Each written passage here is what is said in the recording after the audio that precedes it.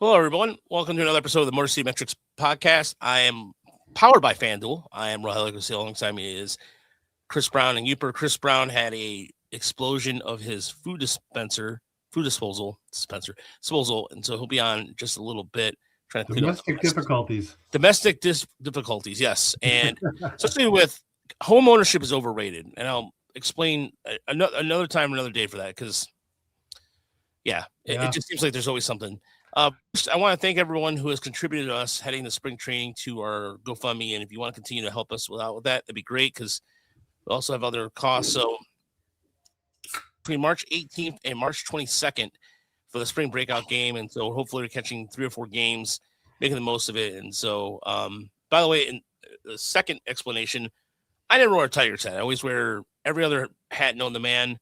But this is a new Tigers hat for those who have not seen the new third hat that came out, which is the remake of essentially the 2003 hat, or no, not 2003. I'm sorry, 1993 hat. 23, yep. Yep, and that came in relatively quickly.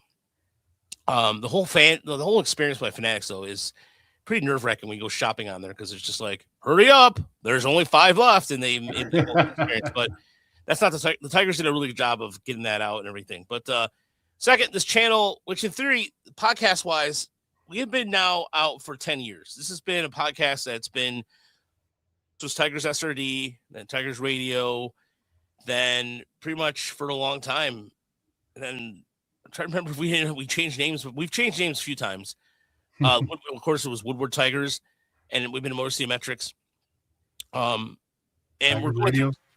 Tiger Radio. Yeah, Tigers Radio. So we're thinking about changing the name again, but we want to keep this going for our friend John Kloss in memory of him, because he was essentially laying down the groundwork. But I mean, right now we've been doing a lot of things in Tigers ML Report. It covers all things Tigers. So trying to figure that out. So any suggestions, ideas to keep the channel different than what we do the minor league stuff. Granted, minor league stuff, we're trying to incorporate more major league stuff. So in other words, I'm just trying to think on the fly, or I've been thinking about this for a while. It hasn't been, and I've talked about this with Uper before too. Oh, there's Mike. I didn't know. Hey, Mike, I didn't know if you were coming on or not. So my apologies there. There he is. Hey, yeah. But like I said, we're taking a channel.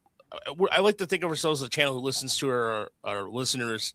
And Tigers ML Report continues to grow, even with Stupid X canceling my account for no reason. I had to restart my whole damn account, and then they decided to turn that appeal. So, well, there's spam and nonsense or anything. But anyway, just wanted to get that show note stuff out of the way. So, but yeah. So the hoodie, by the way. Yeah. Oh, the hoodie. Thanks. It's a nice one. Yeah. Right, a listener right here it's the flagship city kitties. You can get that over at the Erie Seawolves store right now. Not self-promotion. But yeah, they get rid of so come to the comments in here. I'm looking in the new comments. Let's see here. Get rid of the Motor City Connects. Yeah, you know what? The City Connects. I don't know. You guys like the City Connects? I like them. I almost wish they would have went with a white or a silver pant with those for some contrast. I don't necessarily like the all one color, the monochromatic, but I like the jersey. My son has one in his collection. It's one of my favorites. I feel like unless I love a jersey, I don't really think about it. So they're like a non-factor. The City Connects, they're for me. Someone said that they have 2 years left on the deal for those things. I don't know if that's true or not. Yeah, that is true. They're going to probably wear the home whites for opening day. They're never going to get away from that. But I think they're going to wear the City Connects a little less now. I mean, if you're looking at spring training right now, the Tigers not even wearing the traditional road grays. It's either been that new blue, or quotations, navy blue, because it just to me looks like black jersey, or the orange ones. The orange ones to me are the sweetest jerseys the Tigers have had in a long, long time. So, thus, yeah. I think the navy blue, if they announced today they were going to switch to those full time over the road grays, I'm in. I've always kind of been about the road grays. I've never considered buying that for my son's collection. If they went with this, I like the blue. And for some reason, all the players look a little bigger to me in those things. I don't know why. Yeah, they're all looking ripped. I mean, Yeah. The what I like about the blue too is the contrast or the on the back. The orange kind of looks really good with the blue, and overall the grays. You're right. The grays have been a bit boring a little bit because in the sense that it doesn't have any piping on the side like the original grays did had it when they came out. It was like 90. Yeah, it was 93 when they did the jersey changes. And remember the piping on the side, and even the 125th anniversary patch they had in 1984 was really cool. And then they had this hat going, and then they had the tiger through the hat. So yeah, the radical changes on the jersey side of things, and we talked about this a couple weeks back, is a good thing. And the Tigers kind of are enveloping themselves into more, I guess, the orange. Yeah, the orange out game against Baltimore and everything. Look, the Tigers have been orange for a long time. No, Baltimore is not just the only one, not the Giants either. The Tigers have incorporated some level of orange since, I want to say, probably since the late 60s, early 70s. That's when they started really putting that in there. As far as their jerseys go, because they had the road grays with the Detroit World Series. I was trying to think of any other time they had orange. I don't think they ever did. There was always navy blue or white. Yeah. So, but is it orange or orangier? I don't know. There's probably a different type. But anyway, all right. Enough about jersey talk. Let's get into baseball talk. And it's our 0-5, but I don't really care. And I'll tell you why I don't care. First and foremost, it's spring training. It doesn't matter. Are there things to be concerned about with? Absolutely. But, you saw Tyron Alonso go deep yesterday. There was a 3-run blast. We saw Eduardo Valencia go deep today. Trey Cruz has been off to a good start. But I want to start with you, Mike. What are some things that you've been most pleased about during this 0-5 stretch of bad baseball? I mean, you could say that, but I'm alarmed. The offense, obviously, it doesn't matter. I'm not saying I don't even look at the records. We got a friend in Cleveland who's keeps freaking out every time the Guardians win a spring training game, and I'm literally like, bro, what are you doing? It's crazy how some people look at baseball like that. But I do think that there are some things to like about Keider Montero's start so far. His velocity seems to be a little up, and I just think, to me, I just feel like we're getting ready to see him accept a bullpen role, and you're going to see him used. I think I don't know. I'm just excited to see what he's going to end up doing because he looks like he's obviously going to help the team. That's been the big thing for me. And then you mentioned Trey Cruz, one of the only guys that isn't asleep still and still not really here playing. That's not fair. I don't want to say they're not here playing baseball. I just mean that the offense has been sleepy, but it's nice to see him get a good start. I would love to see somebody take the end of the bench role. We don't want somebody to fall into it. I'd love to see somebody have a good spring and just take it, and that'd be cool if it was Trey Cruz. Those are two big things, though. Honestly, the good things. There are a bunch of things I'm concerned about too, but we can talk about that in a bit. What about you, Uper? Well, I think that it's a testament to the genius of AJ Hinch and Scott Harris that they're decided not to burn any wins in spring training. They're going to save them all for the regular season. So, if someone's worried, just say, "Hey, it's all right." Stando. Oh, Stando! Look at that, Stando! Thank you so much, man. Yeah, exquisite. No. You what? I forgot. Stando's favorite drop is this. No, wait. Off the Frickers building. That's Stando's favorite drop for reasons that are. Wow, that's fantastic. Thanks, sir. Yeah, thank you for the $100. And I'll give you a Bill Brisky update here in a second. He was scheduled to make an appearance today, but he had some issues with cramps on his side, I believe it was. But go ahead, Uber, as you were saying. Well, I think that, in terms of players, I've been trying to follow along as much as I can during the day. My son's been home a lot, but I watched Ty Madden the other day, and I was very encouraged. He took on some excellent hitters, and he dusted them. And that slider looked really, really wicked. I don't know if that's something they've worked on or if his arm is just feeling fresh. But he's definitely one to watch in the next outing or so. Tanner Colehep, they said his velo was up a little bit, so he's got that funky delivery. He could become a reliever that they need this year. I just think there's a bunch of young guys who have shown some velocity, and they're going to need options as the year rolls on, because I realize they have a lot of guys ticketed for the bullpen now, but we all know whoever the 8 that start this year, they're going to need 5, 6, 7 more throughout the course of the season. And I think some of the young guys have looked pretty good. They lost a game yesterday with a couple errors by, I think, Brasenio and Peck. So people are worried about the Tigers losing. Well, a couple of dudes who probably aren't going to see the majors cost them one game. So that's fine. But it's just nice to have baseball back. We haven't even seen many of the players yet. Has Kenley Jansen pitched yet? No, I don't know. He hasn't pitched yet, nor has Verlander, nor has Valdez. I think Valdez will be making his first start this weekend. I think, whatever I remember reading on Sunday. So, yeah, no. And the reason why we're seeing a lot of these guys is some of these guys obviously will, like, John Peck, of course, which I'll talk about here in a second. A lot of these guys are seeing are because obviously they're going to be heading back to the minors soon. Minors league camp is just around the corner. But the reason why we're posting Ty Madden's here is because the cutter looked really good. His cutter was one of his best pitches. For a second, I forgot that he threw the cutter. And then we did a YouTube.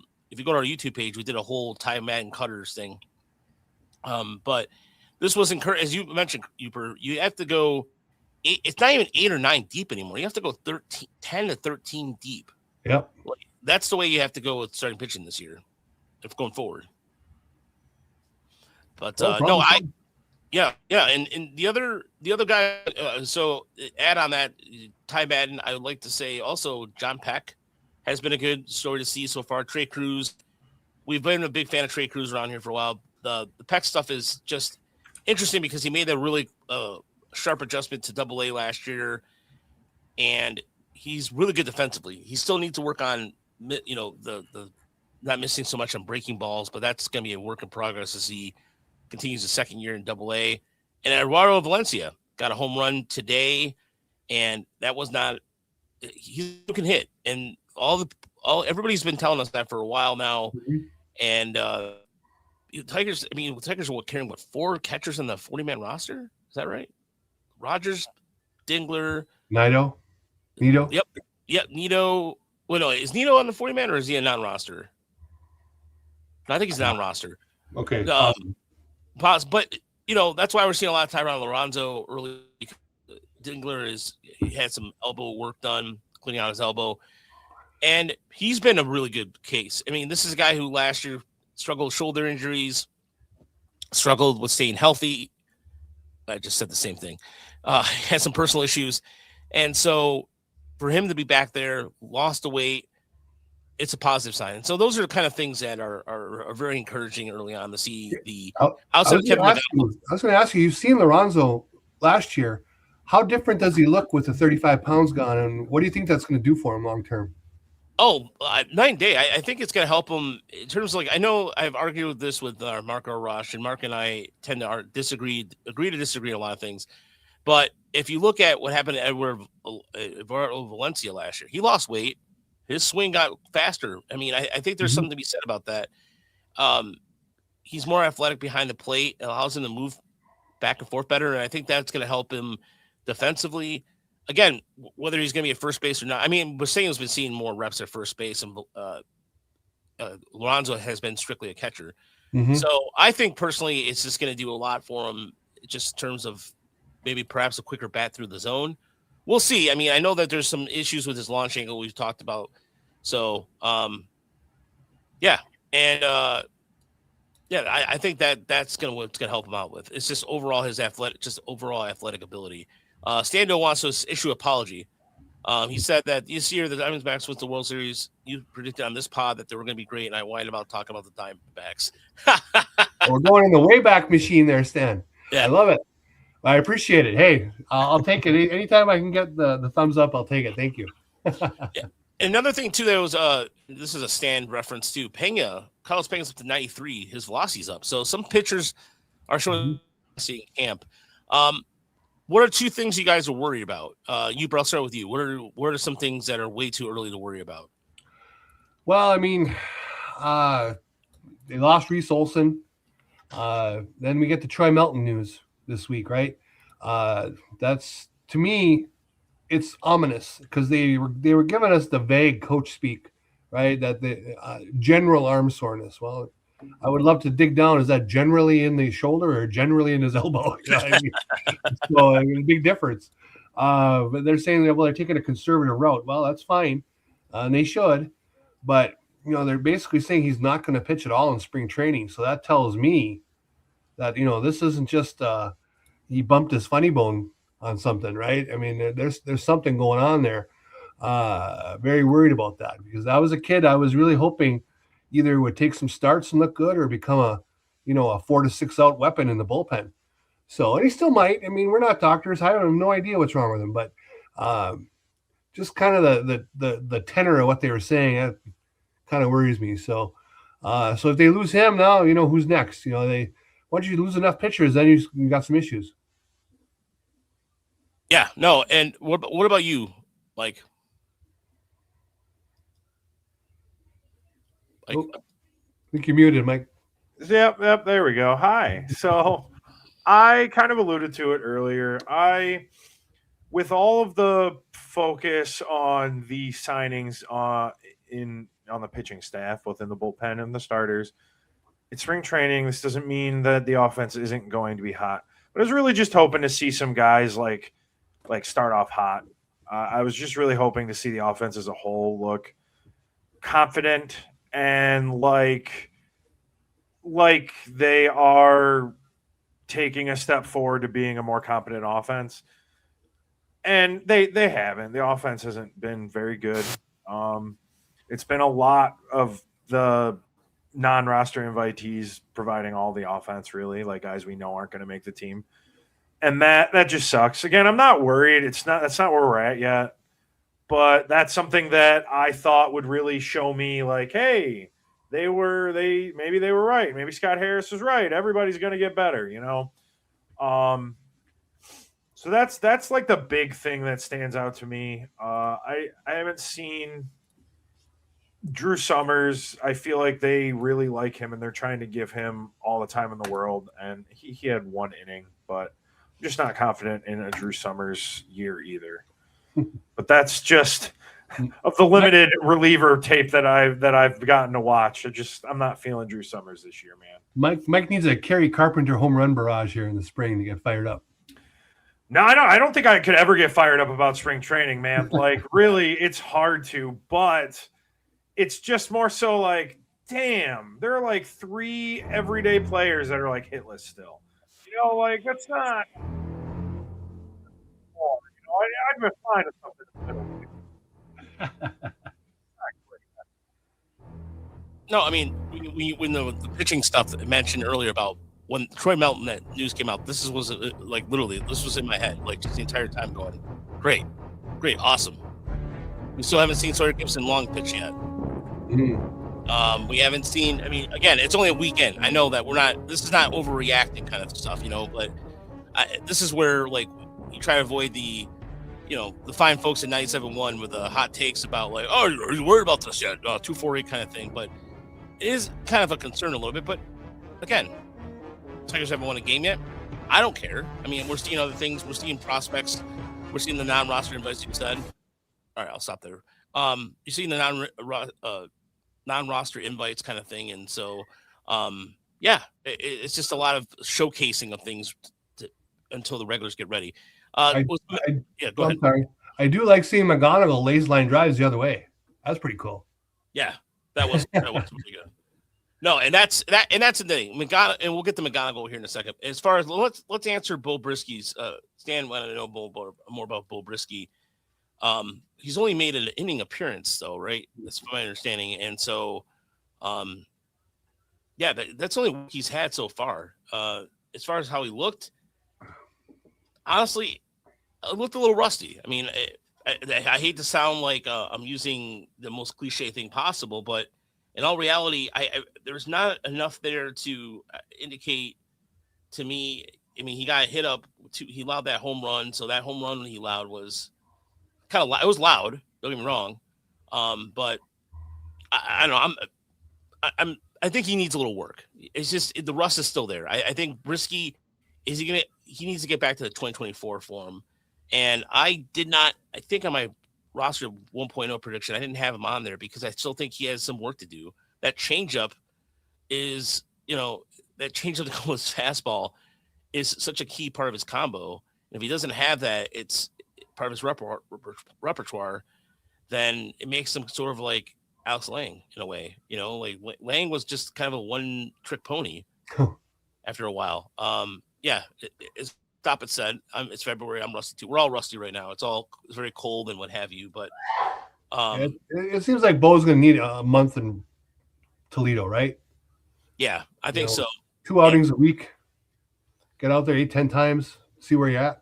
Yeah, can he still be a swing guy? I mean, this was multiple innings before, or is he a 1-inning guy at this point in his career? We'll see. I mean, it's we'll still have to the jury's still on guys like Dylan Smith too. And the reason why Tyler Matson's out there is because it was the Tigers. I think with him, he's going to more than likely start the year in Toledo, of course, but a closer, or is he going to be an 8th inning guy?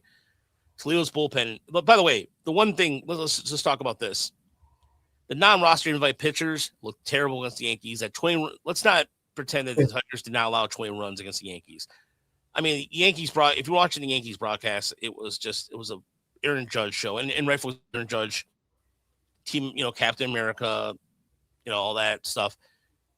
And those non-roster invites, like Matt Sillinger, has looked horrible.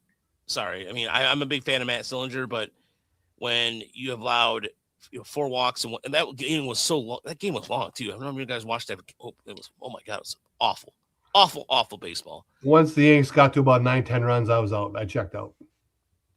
Not me, because I'm a sadomasochist. So yeah, I'm a sadomasochist, and yes, I was trying to find some sort of clips to, Chris and I was constant clipping on that, but Jack Little has not looked good in those short period of time. So that's where kind of go, well, Tyler Matson stands out because he's not allowed to hit and he struck out 5. That's good among the non-roster invites because everybody else, Drew Anderson, that's another guy who the Tigers signed, who've seen early on. Again, two innings. Where is Bryce Rayner? He is still in minor league camp, and I don't think he's resumed. We still haven't got a minor league injury update, so I'm not sure where they're at with his progress right now in terms of his rehab. So, I'm sure it's once minor league camp officially begins where they're doing inter squad games or games against other teams, I'm sure we'll get an update on his injury progress. But from what we heard from people on his Instagram, Tigers Turmoil has told us that his dad is fine and he's ready to go. Well, the same injury as Colt Keith. We don't know if it was the same severity, of course. But Colt Keith never threw the ball the same, right? Really, as he did before. The exception is that Keith didn't have surgery. Yeah, Keith opted not to have surgery versus Rayner. Yeah. So, I mean, that's the first thing I want to hear is the reports on how he's gunning the ball from the hole and not short. If the arm looks back, then, hey, we're good to go. Let's rock and roll. And when Grandmaster Dobby there asked, where is Bryce Rayner? He is on my keeper team, baby. I am playing the long game with Bryce Rayner. Son of a bitch. At least you're not what's his, well, I don't know. Our league is, you know what I'm talking about. There's one guy in our league that I've gone over and over again. There's one guy in our league I cannot stand. He's already bugging me on a trade. Oh, shocker. Really? Another trade where he thinks he's going to fleece you and thinks he's going to give you crap? He is the stereotypical fantasy baseball guy. That guy sucks. I'm sorry. That's why the league is intolerable sometimes because of him. All right. Anyway, that's a sidebar. But no, Bryce Rayner, hopefully he's healthy when they start making more announcements. We get closer to March. March is only 3 days away. Days away. It's only going to be March 1st. And it's going to be snowing this weekend in Michigan. Fun times. So speaking of shortstops, let's talk about Kevin McGonigal. And he is on the cover of Baseball America. Congratulations to him. And that's a big deal because he's one of 3 players to receive an 80. Vladimir Guerrero Jr. in terms of hitting grades, and the other being Wander Franco, which, yeah. Anyway, Coffee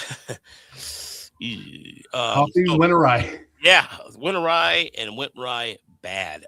So to me, it's the way McGonigal has been playing this camp. He's been hitting the ball, making good contact. He's turned some really good double plays to him and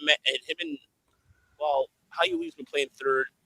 Has been struggling with the throws a little bit. Hayuli has been able to stop the ball, but just throwing the ball first has been a struggle. And I was talking about this with Colin Arthur, who is one of our staff members at Tigers. Colin went to a lot of games in Toledo last year, and he came away with the fact that he's better. He made one error at second base last year. Cutting out on us a little bit, Raj. Oh, I said that Hayuli is better suited. It was only made one error at second base last year, and that he struggled big time with making throws at third. The majority of his errors were coming in at third. So yeah, McGonigal's looking good. Yeah. I'm assuming he's looking good in practice as well in workouts. Well, yeah, he's in the best shape of his life. Everybody is. Yeah, everybody that's is. exactly right. Do you think that they're working on an extension? Like similar to what we saw today, the news about Connor Griffin getting an extension. The Tigers are very, Tigers have become ninja stealth when it comes to things of that nature. Yeah. And I like to think they are, because with the potential salary cap coming and all that's been reported. John Heyman gave out some numbers today as well. It would make a lot of sense. I mean, you looking at the shortstop, you're looking at the left side of the infield situation right now. You're looking at locked in at Colt Keith and possibly Kevin McGonigal. And then, the way they're looking at Hayuli, and I mean, Jace Young's playing first right now. He's worked on swing mechanics, which if anybody wants to see video of it, I have it pulled up here just in case anybody's not seen the new Jace Young swing mechanics. But I think that they could be working on it because it makes sense. I mean, he is. And somebody was saying Baseball America's over the ratings suck or something like. What they know? Look, Baseball America is not MLB Pipeline. And no offense to MLB Pipeline. And, Jim Callis came from Baseball America. He works for MLB Pipeline now. Baseball America, to me, is like the gold standard when it comes to things. Like Jeff Pontus, and just because I know, Jeff Pontus is one of the smartest guys I know in baseball. JJ Cooper, all those guys do great work. And if you look at the Tigers system throughout the last 30 to 40 years on Baseball America's rankings, it's reflective of how bad the Tigers have been as far as farm rankings go. So if Baseball America is saying that, for example, I used to complain about this in the 90s that, why is not Tony Clark ranked higher, or whatever the case was when I was young, dumb, and full of not knowing anything about baseball, just, my mind not knowing, understanding, just basically reading local news for it, telling me that, hey, Raul Casanova is a real deal. What do I know? I mean, that's what I was going by. Anyway, the more I look at it historically speaking, the more they've been right about a lot of things. So you look at the history of that and you go, that's what they know what they're talking about. And no Tiger prospect has gotten more attention than anybody else than Kevin McGonigal. More Spencer Torkelson, more because Spencer Torkelson, I remember when we saw his debut in West Michigan, we're all like, this is it. We're kind of like, what was going on here? McGonigal has been different. McGonigal has made the exception to the rule and everything outside of Colt Keith, who we saw early on. We're like, oh, this is different. Same thing with McGonigal. And so, by the way, Adam wants to tune in. He said that he's like Ty Madden, Emmanuel De Jesus, and Drew Anderson. I forgot about De Jesus. Good call there, Adam. Jesus had a pretty good outing as well, made a debut. And but yeah, so yeah, McGonigal is definitely worth the press, and he's been really killing it in camp. Whether he makes it, I like to think he makes a team outside. But the problem is that where you're going to get him regular at bats, and that's the problem. Because Matt Verling showed up today, had 2 hits, had an assist, and he looked. Really good. Yeah, he looked really good. And Verling also gives that position versatility at third base and the outfield. And you have that in Javi Baez, And those guys are kind of guys that need regular at bats. McGonagall needs regular at bats. So it wouldn't necessarily be a bad thing if you started in Toledo. I know that Tiger fans will go, well, but you have some, again, if Matt Vierling is what Matt Vierling can be, healthy, what we saw today, that is a good sign of things to come. And I've always been for playing the service time game. I have no problem if they stash him in Toledo for 3 weeks and, gain the extra year of control, assuming none of the rules change in the next CBA, right? I'm 100% for that if that's the way they decide to go. However, if they want to sign him to the extension and get him on an 8-year deal for you name the amount of money, I think with the hype that he can command quite a lot more than Colt Keith did probably. I would put him right there to start on opening day. Then they wouldn't have to worry about the service time, and off we go. Mike, where are you at with that? I mean, I think you're right in saying that you mentioned earlier, there's no way we'd even know that this is something they were considering until it was signed, Maybe the Tigers would make that announcement too from their official Twitter. No reporters, no passing or anybody's going to get the scoop. But I don't see it happening because what fans don't like to hear is the dude had how many at-bats in AAA or AA last year? About 130, 140, something like that. Nothing. Yeah. Well, that's my point exactly, though. Like, he played in 40 games. It's a very small amount. And I think that what we've learned about the Tigers, I think that it's been obvious all along that he's not going to make the team. Especially not out of camp, but they're going to make him go through AAA. They're going to make sure he develops fully. I'm not saying that's bad or good. I'm not smart enough to know if that's going to be bad or good. We'll see.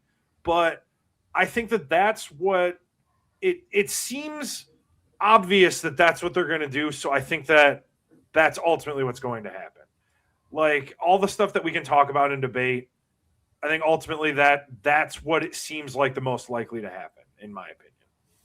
Yeah, I agree with you, Mike. I mean, as much as I think that the hot take would be that McGonagall deserves to make the team out of spring training, you're right. It is you look at, again, some of the things I noticed last year against AA in the playoffs, he started rolling the ball over to the right. Chris has talked about this. We talked about this numerous times on the minor league side of things. You're going to need – the Tigers have not promoted something directly from AA in quite some time. I think since Nick Castellanos. Oh, no. I can't remember since Maybe. Maybe even Alex Avila, something like that. I don't know off the top of my head. But even before that, the Tigers have been Scott Harris has been very clear. You go through each level at one time. That's it. And if you look at Toledo right now, outside of Norfolk's roster, the Baltimore, the AAA Baltimore team, which is going to have a pretty good roster. They always do. Baltimore's has had some stacked AAA teams. Toledo's roster right now, on paper, looks pretty damn good. I mean, if you're looking at projected Toledo roster right now with McGonagall, if McGonagall doesn't make the team out of camp, he's a team starting shortstop day one, no questions asked in Toledo. And he's going to get the at-bats. Then it's a matter of who's going to go alongside him in the infield. Whether it's going to be Hayuli at second or whoever. That they just signed somebody to Max Burt, who is basically AA fodder. He's going to be down in AA. He's a guy he's Somerset's all-time Yankee. He's the all-time Somerset hit leader, if that says something. So the Tigers are stockpiling their minor leaguers with infielders because they are going to try to win again at that level. And there's nothing wrong with that. As far as the development goes, Mike, as you were alluding to, the only thing I could say from my semi knowledge or my amateur scouting knowledge is that you're going to face better competition in Toledo, and he needs to face that versus those at bats in April. If let's say he starts 0 for 17, that gets in his head, that affects your psyche, And so the Tigers right now have enough veterans around them on this team that they could. They have to start off really good because, Toronto's no slouch, Seattle's no slouch, Yankees are what they are. Yankees have some pretty good young pitching too that can make them competitive. Boston's there, so the Tigers have to. I mean, even though the rest of the division on paper, you got to make sure you start off well. And so I think that's the most number one priority. If you put the over-under on McGonigal getting called up, and I put it on Memorial Day, what do you got? I say, I go, if we're going to make as part of the segue into June prediction or bold predictions, we'll get to McKinstry's question here in a second. I say by June 15th. Okay, so after Memorial Day. After Memorial Day. I say after Memorial Day. Okay, fair enough. How about you, Mike?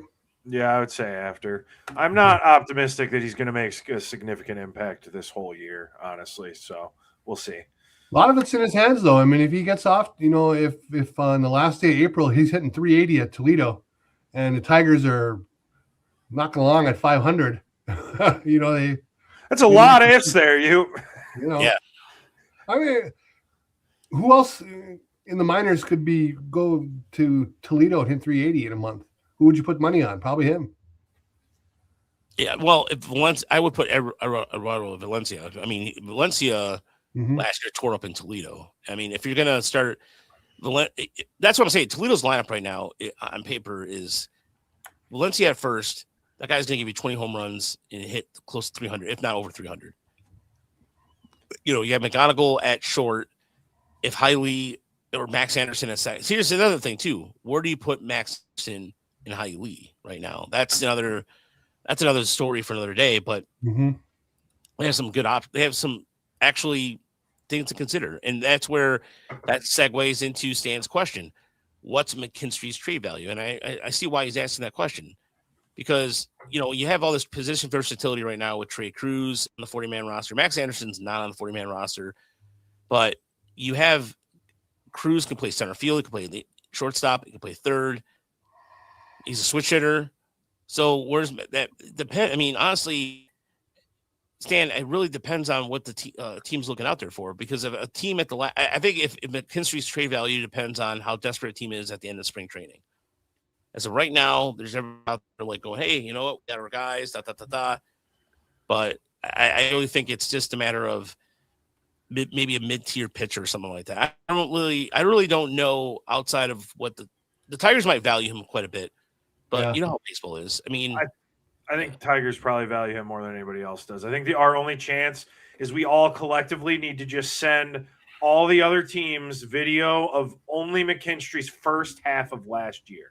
If they could trick a team into being like, this is what McKinstry is 100% of the time, then I feel like it'd be worth it. But I don't know. It just seems like it's such a low tier. I'm not saying that he's not like he's a fine baseball player, but like for a utility guy, like how you're really gonna have to find a team that really wants that, I mean, like you said, it's gonna take a couple injuries, a team that's desperate. Real quick before we get to the bold predictions here, Adam says he has no confidence that Meadows will even make the team right now. McKinstry is fine. Adam, I disagree with that because I think Parker Meadows' defensive value is ranked some high. I think that he has shown in limited sample size that I think his at-bats are going to get better. I think he's going to get better as the spring goes along. I'm not worried about Parker Meadows. I'm really not. Some jackass on the app was saying that the Meadows brothers are the worst thing that's ever happened on the Tigers baseball. And I'm just like, bro, let it go. All right. Let it go about Austin. Enough. It's like, I don't know. Hey, there was like 2 months where every person in Detroit loved Parker Meadows. Like he was a spark plug when he came back a couple years ago. So I don't know about that. I think it all comes back to that injury. I think that injury last year was really serious. I think that really affected him. I think it affected him defensively. He just didn't look the same.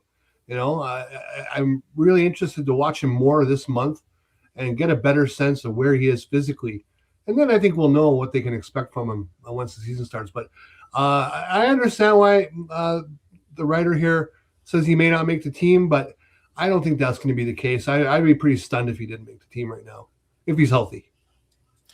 By the way, I did not know Lenore was injured. So, that's a new development here.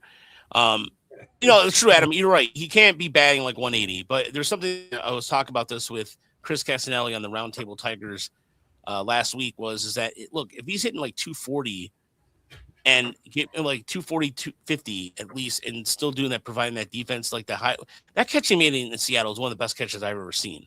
Mhm. Like literally, like Cal Rowley was just like, what the hell? So he had a Hammett Brome break. Ooh, that's terrible. That's I gonna think it was the same day Corbin Carroll broke his. and The day apart. it happened to McGonigal too.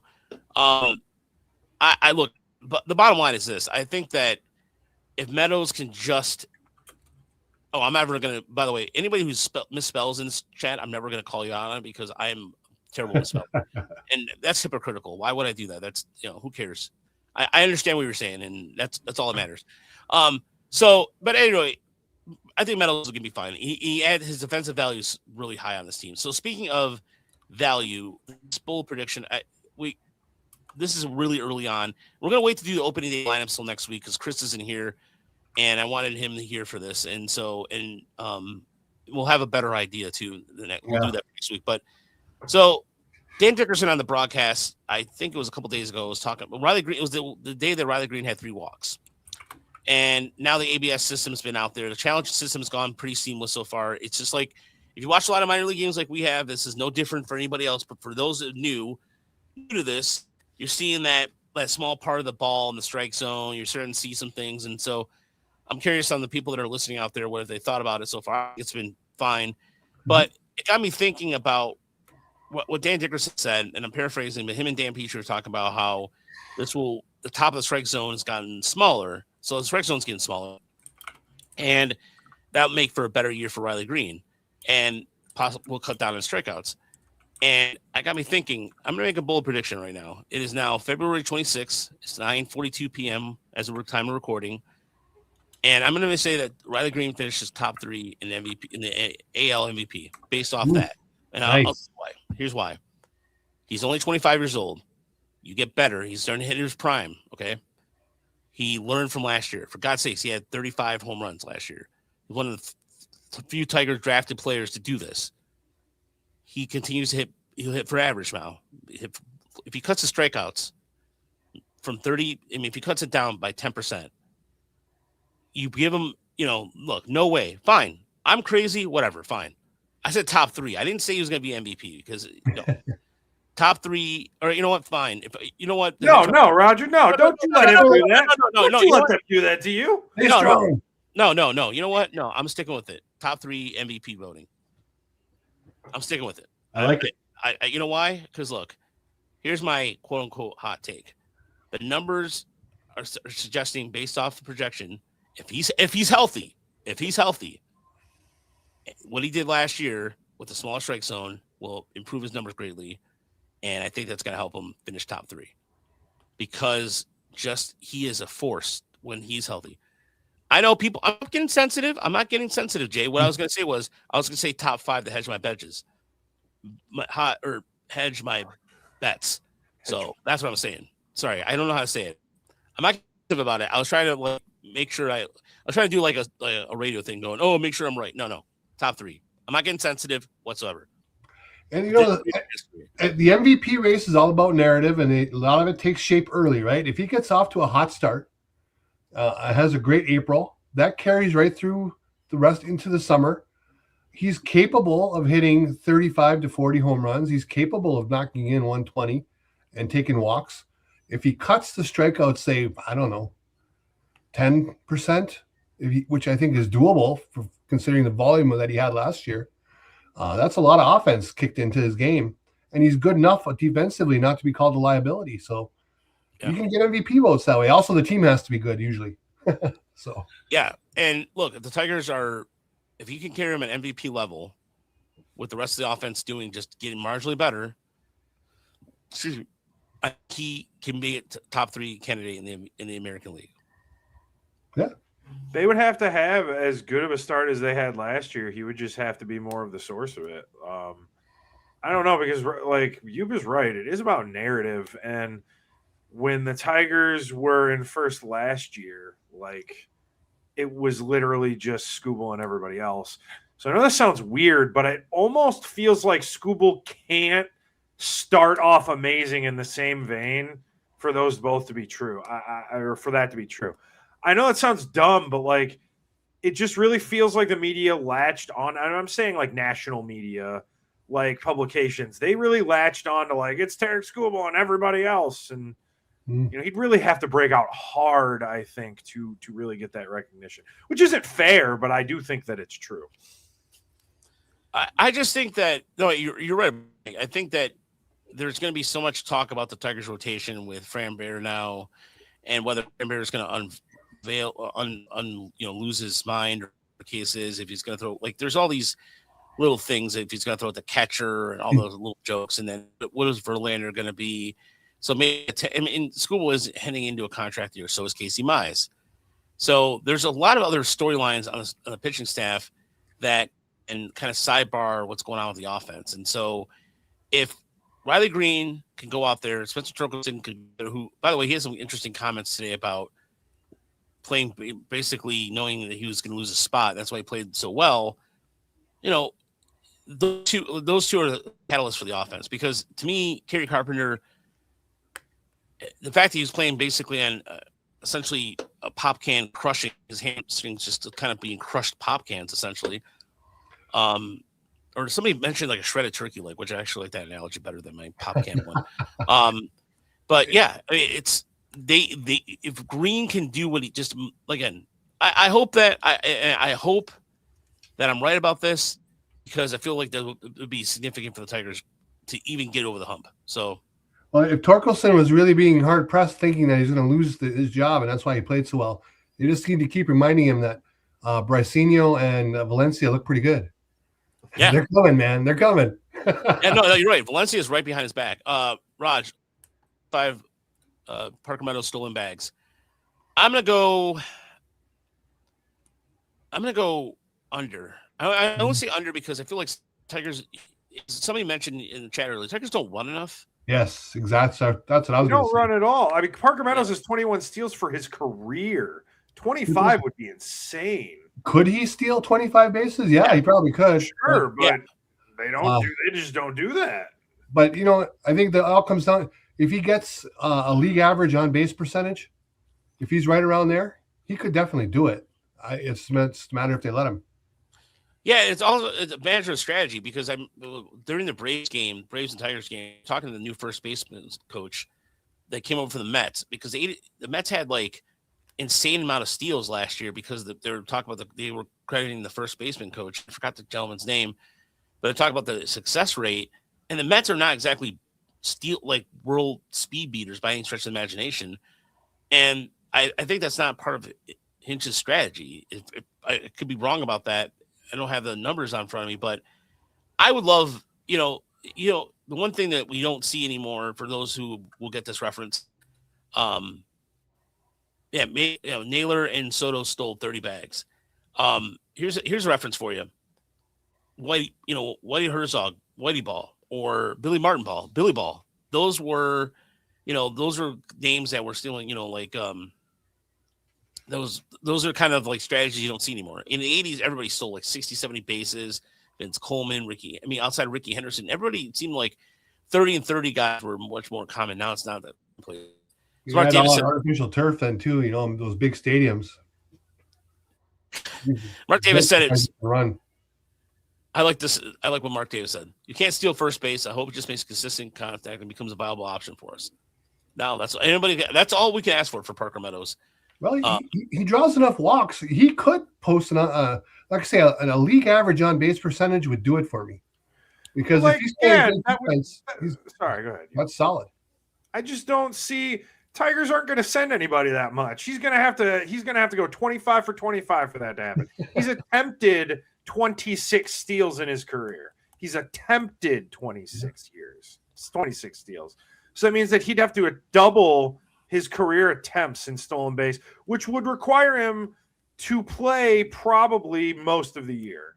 So that means a health, and I'm just saying, if I saw that bet over under 25 steals, I would be putting so much money on that. Slam the under. I'm with you. Slam the under. I do like what's predictions. Anybody else has? Well, before we get to that though, the stop makes a good point. And he's absolutely right. Tigers did make up lax stolen bases by taking extra bases at every opportunity. He's absolutely right. There was a Yep. Somebody mentioned that in an article last year too. I think it was McCoskey or somebody was talking about how many the Tigers part of their strategy is to make sure they take the extra bases, and they have aggressive guys like Boss. It comes to mind, and McKinstry. I saw that a little bit with Dingler, or even with Rogers too, to a certain extent. Any other bold predictions, Mike? Do you have a bold prediction? Well, I was just going to say on that, Fangraphs was talking about how the Tigers were like above league average base running team last year when they were last in steals. And it's like amazing to see those two things together because stealing bases is not the only way you can be a good base running team, So it is interesting. And I do want to say that, like, I'm not saying but it just doesn't, that'd be like a huge cultural shift. I don't know if I have too many. See, Riley Green getting MVP votes was my thing last year. I tried to call that really, really early. I don't know how bold this is, but the one that I'm thinking of is I don't think Skubal leads the Tigers in WAR this year. I think it's going to come from someone else.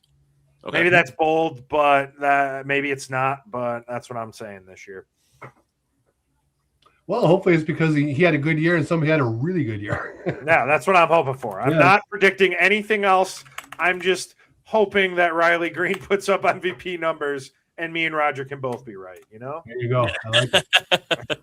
I mean, if you're going, if we mention our friends over at FanDuel, if you're talking about who would lead the league and possibly steals, I mean, in terms of like prop bets and all that, I mean, there's guys like Simpson out there in Tampa Bay, Bobby Witt Jr., just looking at quick names top of the list.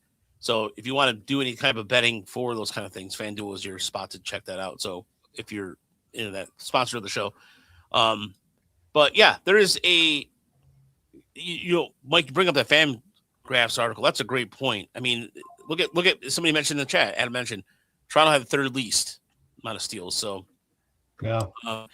Mitchell, as far as letting Clark run whenever he gets up to call up, I don't think that's part of his game either. Like I didn't really see him do a lot of that. I mean, he was really good at first to third. Clark was very good at.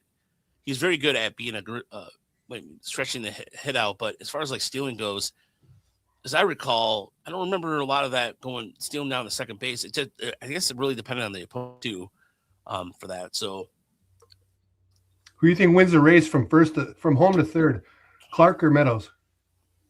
Oh, Meadows. Meadows is like a gazelle. I mean, he just ever since I saw him at West Michigan, it's like he covers so much ground so much quicker. Yeah. Than anybody I've seen in a long time at that position. So you're a 6'5" dude, man. It's amazing. Yeah, 6'5". Yeah, 6. Yeah, exactly. It's just you see guys like that playing the NBA. And then I know that right now they're still trying to put Cruz in Pittsburgh right now. And is he playing he's playing the outfield, right? Yeah, I think so. Yeah. So my prediction. Is it okay? We go with that? Yeah, go ahead. Yeah, let's say go ahead. I am wondering about the ABS. And I'm for people who don't know, even though I'm an umpire, I've been 100% for the ABS. I think it's going to be just fine. I would even do more challenges than what they're allowing right now. But I do think that we're going to see some of the gains they've made over the last 3 years with the pitch clock. I think they're going to lose some of that. Maybe not all of it, but I think we're going to give back 10, 12 minutes a game. Because some of these bats are going to get extended from what they were. And I think offense will be up this year around baseball. What percentage, I couldn't give it to you, but if it's over, 8 to 10% more in scoring this year, I think I could see that happening. So, I think we need to get the 2.5 hour games might go away for a little while. We might get back to about 2:45. It wouldn't shock me at all. But again, I've been pretty interested in the ABS so far. I think it's going pretty well. I saw something like one of the teams was 16 for 29 so far on challenges, about 50-50. And that's about where they were in the minors, right? About 50-50. Yeah. The umpires' toughest pitches are the ones that get tested here, that are going to be right on the corner. So I think umpires know they're going to get a bunch of them wrong, and that's okay. I've seen a lot of people talking about how umpires are going to get their comeuppance and they're going to hate this and everything.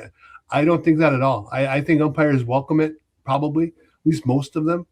And I think they just want to get calls right. And they know that some of these are going to get changed. But they've been doing replay in major leagues for a long time right now. You don't see guys sulk when their call gets overturned. They just turn around and do their job. So, and I think that'll happen behind the plate too.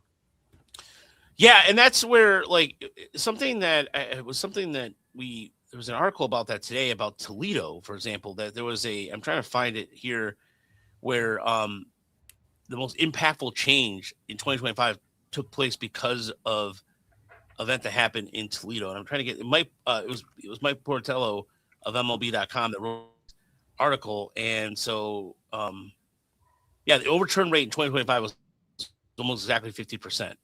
Batters weren't as good, 45% success rate as fielders were. So the overturn rate, so let's see here. Let me see if I find it here. Okay. Relatively few pitches get challenged. That's was another thing about it. But I know the part about the Mud Hens here. But some really good data on this. If you go to MLB.com, you find it there. Let's see here. But in terms of teams, the Las Vegas Aviators, the A's Philly was 54% right all the time. Here it is about Toledo here. So the Mets was 36% at the bottom. Wow. Yeah. So we saw batters being right 83% of the time as Toronto's Davis Schneider went 10 for 2 in a brief stint going back to the minors. But then Zach Wright was 12% right, going 3 for 22. So even like fielding teams, as far as like following a gap, I thought I saw something like Toledo. Anyway, sorry. You just read the article. I think it's going to be really fascinating watching how teams handle their two challenges. Like, for instance, I was watching that game the other day. Colt Keith was facing a lefty, right? So it was lefty on lefty. And I thought he took the first two pitches he took for strikes. Actually, it was the second and the first and the fourth pitch, but it was for the first two strikes that he took. I thought both of them were calls that you could challenge legitimately, take a shot at it. He didn't challenge either one. And I wonder if there's going to be like some team concepts where, and if you're lefty on lefty, you're not going to burn one of our challenges if it's close because your odds of getting a hit anyway aren't that great. So I just wonder if they're going to really look for matchups where they allow a challenge. And then I'm going to be interested to see if teams are aggressive in early innings, because a rally in the early innings could decide a game versus teams that want to save the challenges for late and tight situations that may or may not happen. So that's going to be a lot of fun to watch, I think. Yeah, and that's actually, Uper, thank you. That was a segue into what challenge came. By leverage index, it was a situation, as Mike mentioned, 10 times as important as the average spot. It was about the 13th. Toledo had the bases loaded, down 8-7 to Omaha with a 3-1 count. And here's where the pitching challenge happened here for those who have not seen this. And I know we captured this on Tigers ML Report on Twitter when it happened because we talked about a walk-off win. And it was the first time we've seen something like this. Now that I'm familiar with it, and of course there's an ad playing. But let's just set the scene here. By the way, Akil Madu had a run already in camp for the Brewers, in those case you haven't noticed. And then Brett Callahan, yes, had a home run deep center. Good call there, Adam. And Carson Rucker, who only had one home run in his entire time in Lakeland, hit a home run today. And we still haven't seen Isaac Pacheco. 3-1 is a strike. Going to challenge it. I don't think that was the pitch that Badu was expecting. Right. This may have caught the top part of the zone. No, it did not. It is ball 4 and going to walk in the tying run. Yeah, there you go. Bases loaded, walk to Badu. Yeah. And again, here's the thing. I don't think that the challenges themselves are going to lengthen the game. It's the extra pitches that it leads to, the longer at bats. The challenge process itself doesn't offend me. It takes, 10, 12 seconds? Yeah. And you know what? And something else to mention, and something that in the broadcast, heard a couple announcers talk about this. The strike zone you see on TV is not the actual strike zone. A lot of fans get caught up with it, admitted myself as well. So that is something that fans have to get used to. But that's the ABS strike zone. And that's kind of what people are kind of getting confused on now. Like, it's not that umpires are wrong. It's just that they're human and they're not mechanical.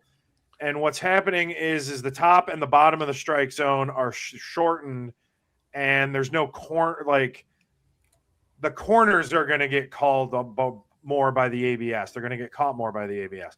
The ABS is perfect, or it's a rectangle, but umpires typically do like an oval, and it's bigger on the sides and the top. And there's actually another article in The Athletic, and it talks about guys who get strikes called high in the zone and guys who get balls called high in the zone. And I thought it was really interesting that the pitcher at the top, who has a really good location plus, was George Kirby. He was the one that throws the most high fastballs. So he's going to be somebody I'm watching to see how much he gets screwed by this.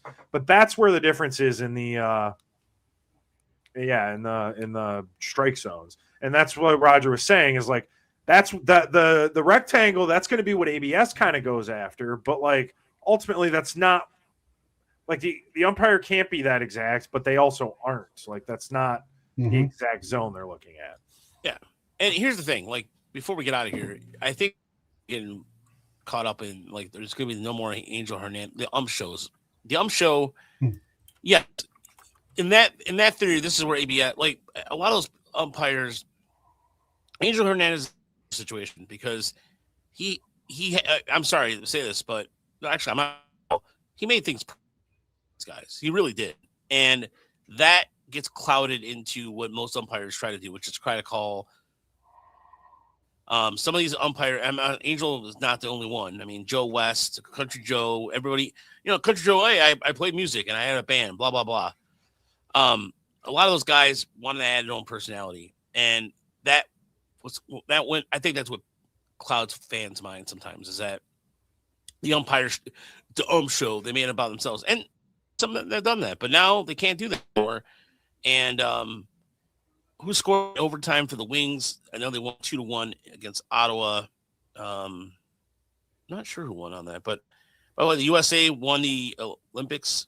Yes. And congratulations to the United States winning their first gold since 1980 over Canada. And, I still don't care about hockey. I just you couldn't pay me to care, man.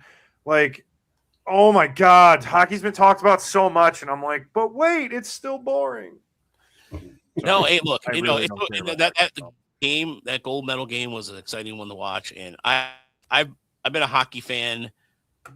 I don't watch as much hockey as I used to. I mean, obviously, Mike, that I used to color play-by-play, not so much play-by-play, but color doing hockey, and so there's a part of me that always is interested in it, but yeah, it was just the amount of funny too. It was just the amount of, like, Canadians are still upset that they lost a game that but then again, they also lost in curling too.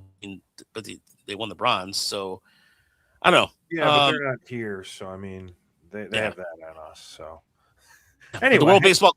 Yeah. Anyway, World Baseball Classic starts next week. We'll talk about that. We'll talk about.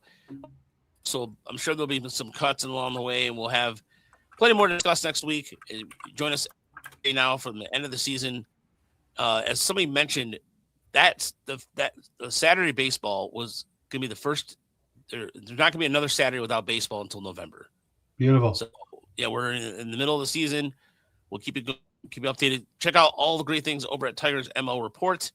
Why did the screen do that? That was random. It was a random post thing. Eric Scooble's going to take on the British, man. It's going to be like we're crossing the Delaware. I think he's going to make an early appearance, and then I'm okay with him not pitching in the World Classic. But we'll go to that. Stay classy, everybody. Have a great week. Again, thank you so much for people who have donated. Stan, thank you for that awesome donation earlier. Yeah. It really goes a long way. And TigersMLReport.com, Roundtable Tigers, and check out our podcast streams. We'll talk to you soon. Have a great night, everybody.